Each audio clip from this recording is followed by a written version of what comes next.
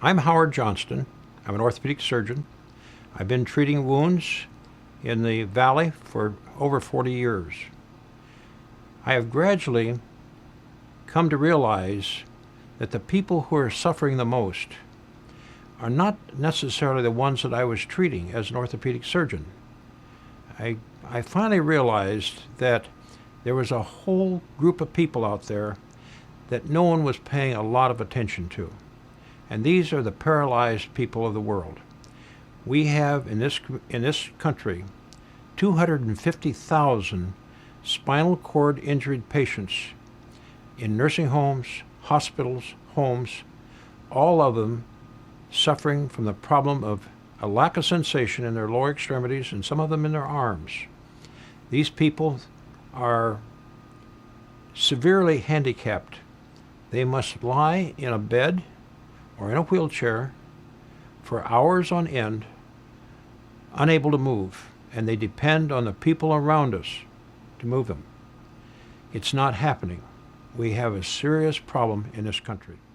I just mentioned the 250,000 spinal injured people. Add to that the huge number of people in this country that have had strokes, brain injured, born with cerebral palsy and various brain problems. These people also are confined to bed, to wheelchairs, and are developing bed sores or pressure ulcers, if you please, at a very high rate. There are 70 million people over 65 years of age in this country. 11% of them are either paralyzed or in some form insensate. These are the people that I am trying to treat. And these people cannot move. They can't care for themselves effectively, particularly the quadriplegics. Imagine, if you would, someone who can breathe and whose heart is beating but can't move his arms or his legs or his trunk. How do we treat these effectively? Perhaps I should say a little more about how pressure ulcers develop.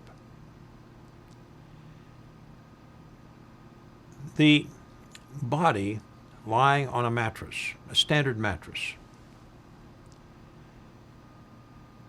becomes ischemic, that is, without blood supply, in any area that's in contact with that bed over prominences such as the base of the skull or the occiput, the shoulder blades, the sacrum, the sacrococcygeal area right at your tailbone,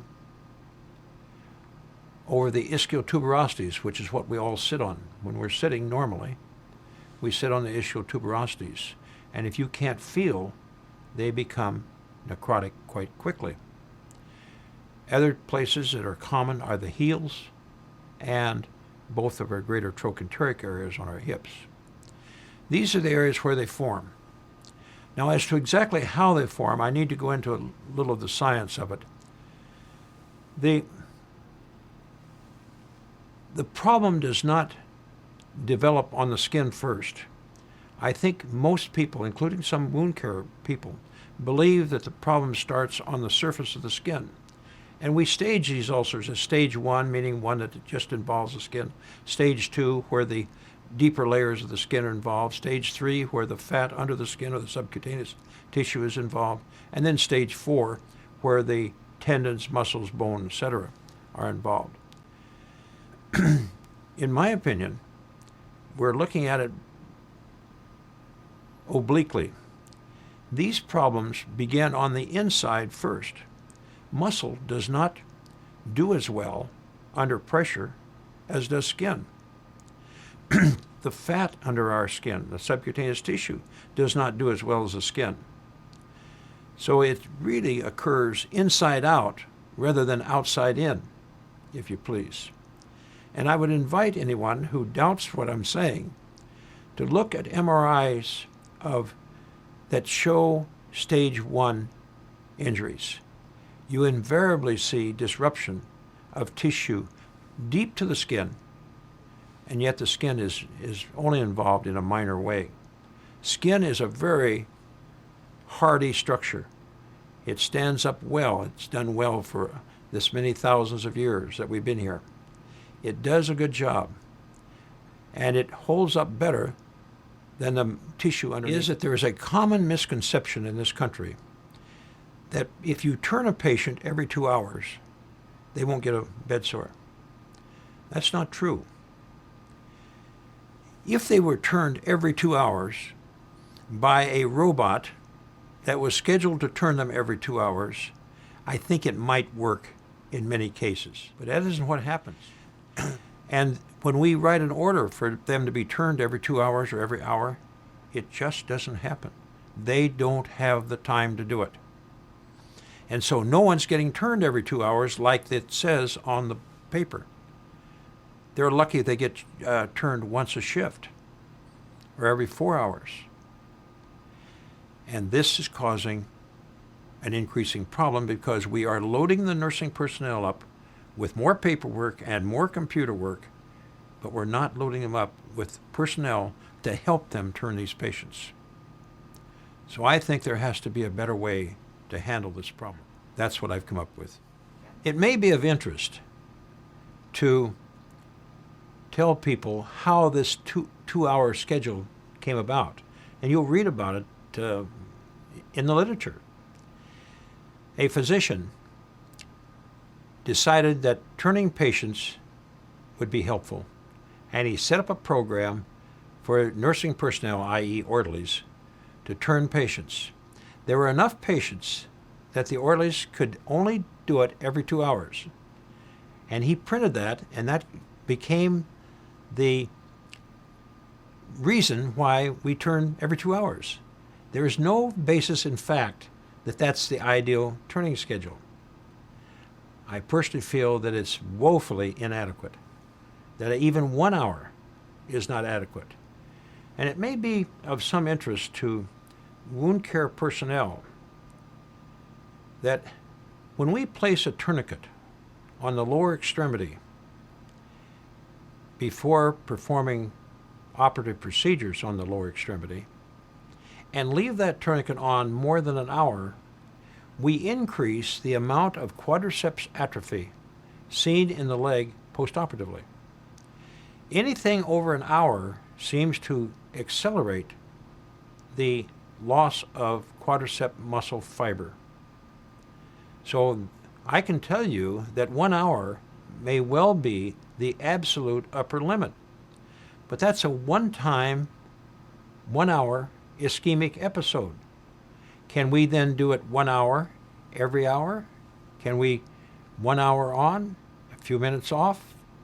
I think not.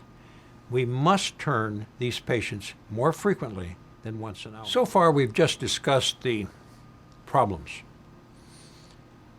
I have an answer.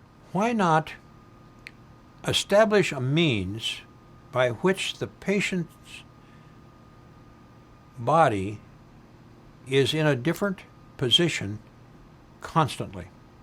In other words, let us move from side to side, from one side of the back to the other side of the back, in a constant motion so that there's never a period of ischemia or blood loss to a tissue that extends more than a few moments. And this can be adjusted to any time you want. You can move this bed that works on the baby cradle principle as rapidly as you want, as far as it can be moved under the patient so that the patient does not have an ischemic episode that lasts more than a few moments. And that's the crux of what I think has to be done if we're going to speak to the issues that we've just outlined in these few moments. I want to mention why my bed is superior to other beds. There are several beds currently available that do some of the things that I've just mentioned. One of them that's been around for years uses silica under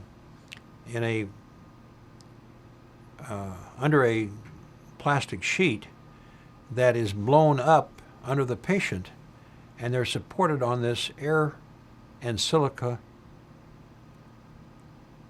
bed, which does an excellent job.